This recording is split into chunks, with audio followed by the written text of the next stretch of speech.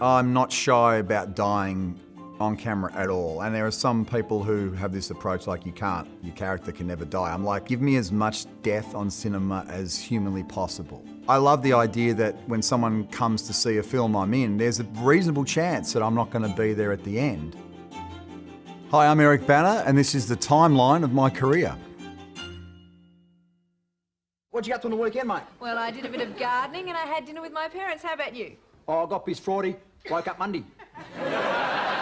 Full Frontal was an Australian sketch comedy program, I guess very similar to Saturday Night Live. It was just the hugest break of my career, going from stand-up, touring around Australia in a Tarago van with a bunch of other comedians to then performing on this highly anticipated sketch comedy show. I had dreamed of doing sketch comedy, not really of anything beyond that. So when I got this job, I have to tell you, to put it in context, I was ready to retire. The thought of working with any of those cast members was like a dream come true. So then when I got the role, I was like, I'm done. Like, this is it. This is the beginning and end of my career. We would shoot 4 days a week. Friday nights was in front of a live audience where we do a lot of the sketches live to tape, a lot of stuff pre-recorded during the week. It was great for writing, it was great for performing, great for friendships. I met my wife in that period of time who was working at the same network. So I look back on that period and it was just a great, really fun, highly adrenalized 4 years of my life. What would you find on the roof at McDonald's? Tiles. No, pickles. No, I didn't take him to the bloody hospital. Now tell me this, right? Why would I shoot a bloke, bang, and then put him in the bloody car and whiz him off to the hospital at 100 miles an hour? It defeats the purpose of having shot him in the first place. Bit of mystery for me as to exactly how the casting came about. I know that Chopper Read, when my name was mentioned, didn't immediately say it was a bad idea. In fact, I think his quote was something like, "That guy seems insane enough to play me." And he'd seen some of my characters on Full Frontal and luckily knew who I was, which was a help. It was a lot of time to prep. I was very excited, but obviously, somewhat intimidated because I knew who Chopper Read was. I really felt like I could play him, but I had no idea what the film was going to do or exactly how it would be perceived by the public because he was such a notorious and violent figure. I don't have a massive circle of people that I defer to when it comes to contemplating a role. My ego has to kind of kick in and feel like you are the only person that can play this role. Like I'm waiting for that voice to come down, even though it's not correct. I have to feel that sense of ownership. If I read something and I feel like I can see 30 other people playing that part, which there always is, of course, I'll pass. I'm asking you to believe that I can be that person. I have to believe it myself. And when I read Chopper, I went, yeah, I'll be Chopper. Like, I can do that. I entered the first half of the film at around 90 kilograms. I'm not sure what that is in pounds. And then we had a 4-week hiatus for me to basically get fat. It's not long. It's definitely not long enough. So there was no personal trainer. There was none of this highly scientific. It was just eat as much crap as you can possibly get in your mouth. Over this period of time, I went into the second half of the shoot at 102 and then got up to 106 kilos. So it was about 35 pounds, I think, in the end. It took me more than a month to get rid of that. I'll give you 20 seconds to produce some cash, or else I'll fucking shoot you. 1, 2, I've got no 3, cash, mate. 4. I 5, told you I've got no. Listen, 6, you come in. 7, I fucking 8, give you drinks. 9. What's the matter with you? You don't think we should be here? You know what I think? It don't really matter what I think.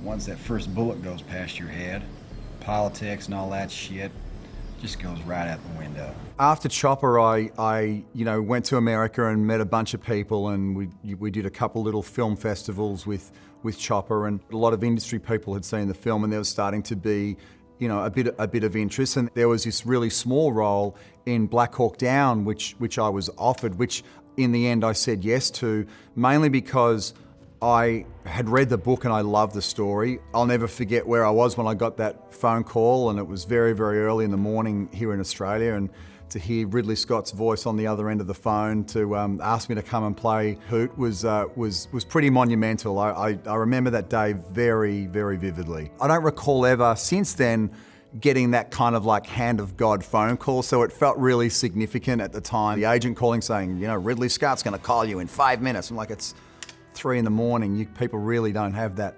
worldwide clock on the wall in LA sorted out yet, do you? To this day, it is the most incredible casting of a film that I've been in. The cast was so huge, and when you go through that list now, it's just an absolute joke how many amazing actors are in that film. I met Kim Coates and Nicholas Coster-Waldau and Bill Fichtner through the training process. We formed really tight bonds really quickly, and we were all on the same floor at the hotel in Rabat, Morocco, and the cast was so big that there was like gangs of like 3 to 5 in sort of groups. I remember seeing Ty Burrell and Ewan McGregor playing chess together. Every day. You have the golfers, you'd have the tennis players, the young party animals, like there were all these groupings, and it was just a really incredible time. I was there with an 18-month-old child. So my Morocco experience was a bit different to the other 30 or so people there. You and I have never had the chance to get to know each other properly. Well, it's because I don't want to get to know you properly or improperly. The difficult thing about the Hulk for me was getting my head around that kind of massive movie and sort of like your place in it. In hindsight, kind of factually true, I convinced myself that I wasn't the star of the movie and that I was playing the scientist who was the kind of supporting act to this big green guy.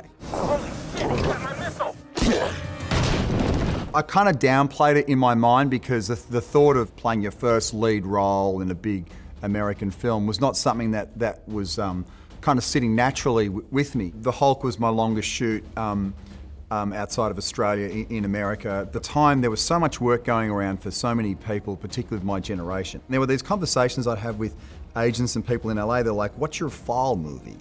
I'm like, what's a fall movie? Like, what are you talking about? What's your summer movie?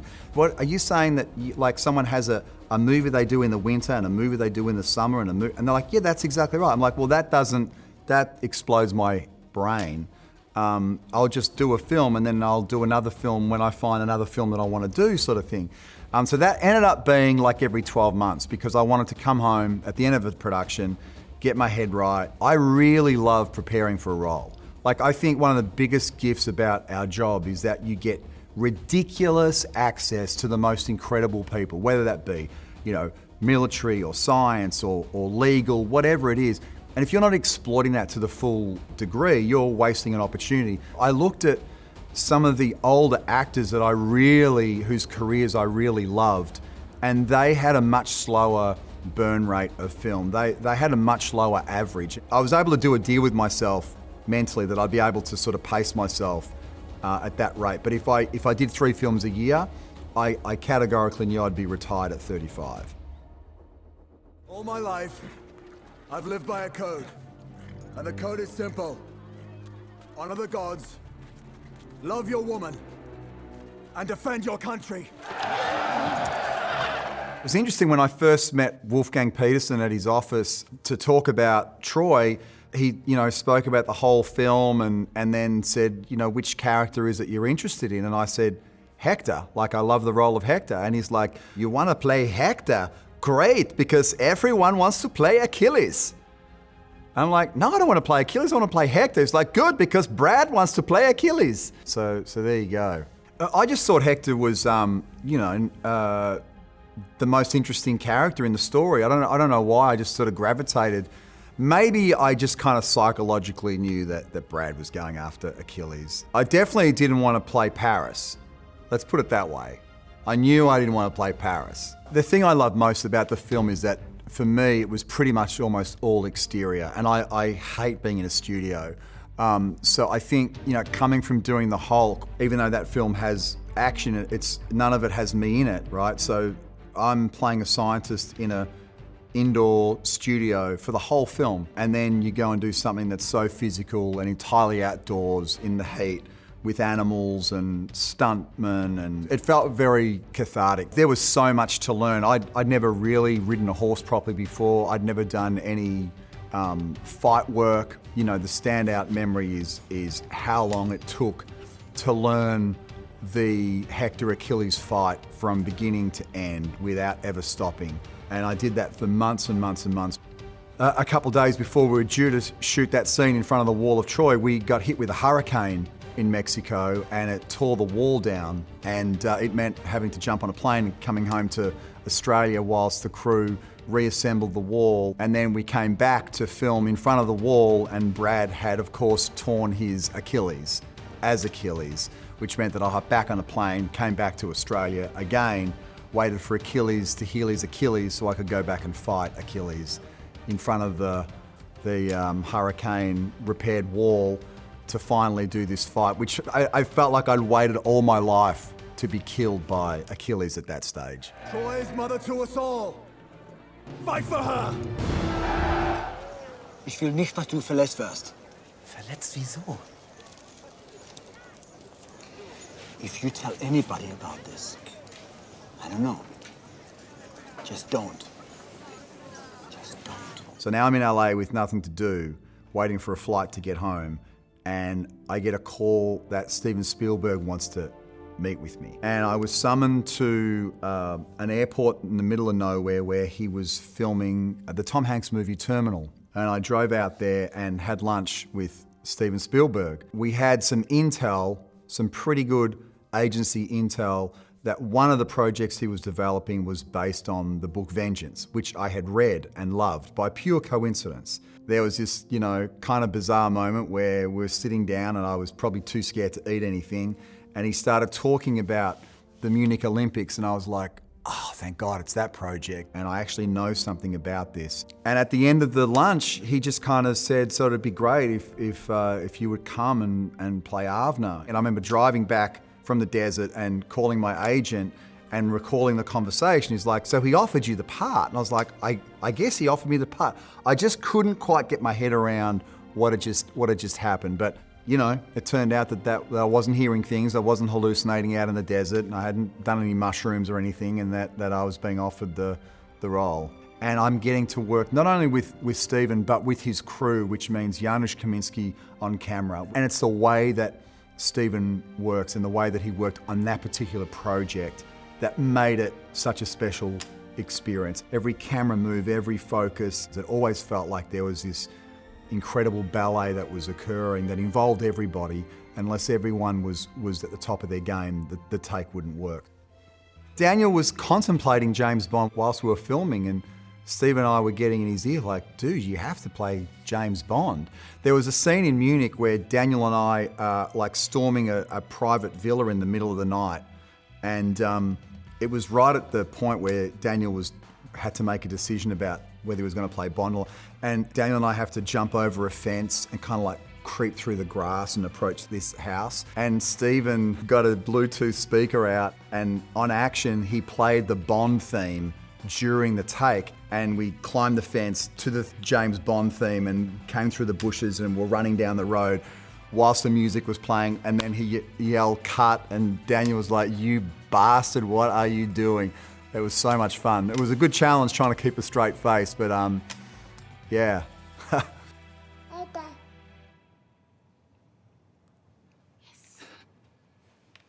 You go back to the same places a lot. Yeah, it's like gravity. Big events pull you in. I was a big event. So it would seem. The biggest gift for any actor's career is having the ability to do different things. If you're lucky enough to be in that position, you absolutely have to do that, and you can't just keep doing the same things. With Time Traveler's Wife, the fact that I was in the conversation to play Henry de Tamble was amazing to me, and I love Rachel McAdams and think she's an incredible actress, and to know that she was cast as Claire and wanted me to consider playing Henry meant a lot. I had never done a romance movie before, and so was up for the challenge. I love the idea that when someone comes to see a film I'm in, there's a reasonable chance that I'm not going to be there at the end. It just makes things more interesting, right? If you know that every time you see a certain actor in a film that they're going to be there at the end when the credits roll and that song plays, it's just not as interesting. I've had very different deaths in my films, and The Time Traveler's Wife is probably the most bizarre one because it's kind of like dealing with various time jumps and it's in the future, but it's in the present, and it's a bit sort of a bit harder to get your head around, I think. I tried to prepare you for what your life would be. You didn't prepare me for this.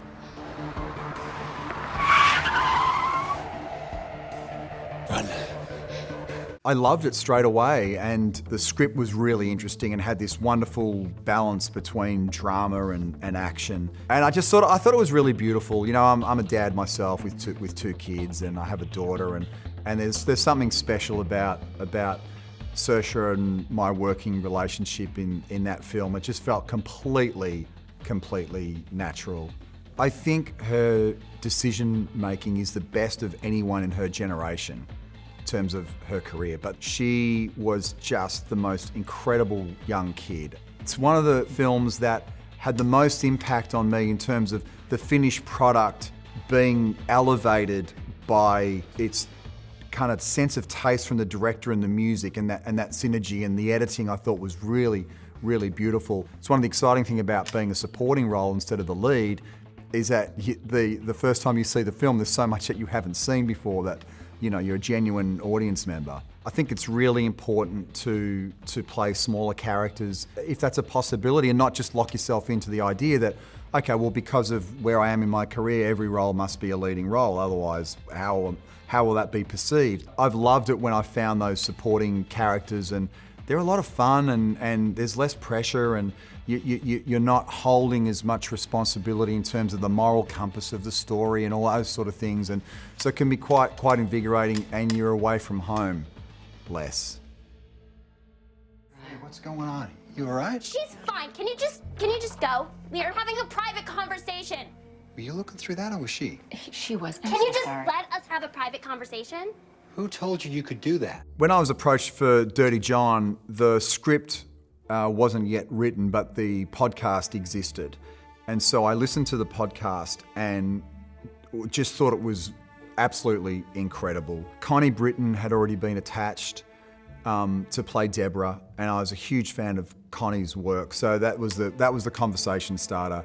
Here's a piece of material, here's your co-star, here is this insane character of John. And I just found him so pathetic and so perplexing and so interesting in all the wrong ways. I felt like this was a character for me. The biggest dilemma of playing Dirty John was knowing I could never, ever again wear cargo shorts.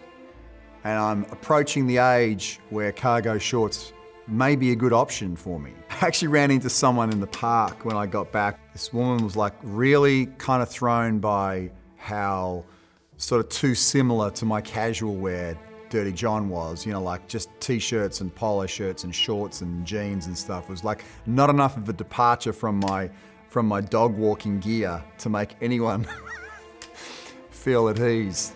The interesting thing about playing John was that, like, normally I shed my character over a period of time. When that character is then exposed to the public, it's kind of like you relive it. It was the only time when I really felt the physical reaction to playing a character. Like, there were people that just couldn't look me in the eye when that show went to air. And I mean people I know really, really well. And it took quite a while for people I know, you know, even at my local cafe and stuff, to feel really comfortable just kind of like talking to me again. It was really weird. The show had some kind of an effect on people, which is great, you know, and there was obviously a lot of really, really good positive work that storyline could do for a lot of people and start a lot of conversations. So I'm happy to help facilitate that. It just meant that there were a lot of people crossing the road when they saw me for quite a while when it went to air in Australia. So you've heard some stories about me. I've heard some. I have personal history with the girl who died in a river 20 years ago. Is a connection between the deaths. It felt amazing to be able to find the dry and be part of the team that was going to bring it to life. I loved Jane Harper's book. I thought it was absolutely incredible, and I felt this incredible sense of protectiveness of the material and of the character of Aaron Falk. The interesting thing about The Dry, like everyone's like, well, what was it like to film at home? It's like, I haven't woken up in my own bed and gone to work in 21 years, and this was no different. We were 4 or 5 hours out of Melbourne, so to me, I was just on location. It was kind of no different to any other film. I really love working on location. I love being away. I love the lack of distraction. We had an incredible crew. We were filming in a really remote part of the state to really get that sense of character in the town that's in the book. And it's the real Australia. It's not the outback. It's the Australia that we as Australians relate to, that regional experience, which I think Americans will relate to that as well. It's like, how do you relate to your country? Do you relate to it through small country towns or the Grand Canyon or something like that? You relate to it by how you connect in reality, and so The Dry really reflects that in Australia. I had so much more time up my sleeve because I wasn't prepping an accent. It kind of made me mad that we don't get to be Australian more often. It really is kind of ridiculous, you know, that there are so many movies that you never ever hear an Australian accent in. But we're going to work on that. You're going to have to sharpen your ears and tune into some Australian accents. At some point, you're going to have to take that leap. You Americans,